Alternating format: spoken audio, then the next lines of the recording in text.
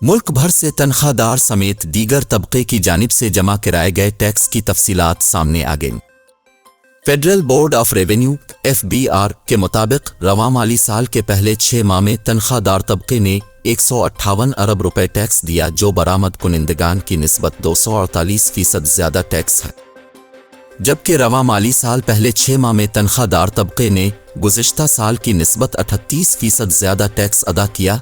रवां साल तनख्वाहदार तबके से 300 अरब रुपए टैक्स इकट्ठा होने का इम्कान है। FBR का बताना है कि रवां माली साल पहले 6 माह में सबसे ज़्यादा टैक्स 228 अरब रुपए ठेकेदारों ने अदा किया। FBR के मुताबिक बैंकों में खातादार ज़्यादा टैक्स अदायगी में दूसरे नंबर पर रहे और 6 माह के दौरान ज़्यादा टैक्स अदा करने वालों में दरामद कुनिंदगान का तीसरा नंबर रहा।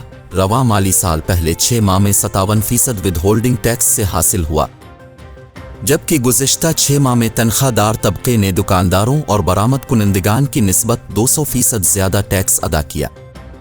FBR का कहना है कि जुलाई से दिसंबर बरामद कुनिंदगान ने 1% की शरह से सिर्फ 46 अरब टैक्स अदा किया। गुज़िश्ता 6 माह में बरामद कुनिंदगान ने $15 अरब कमाए।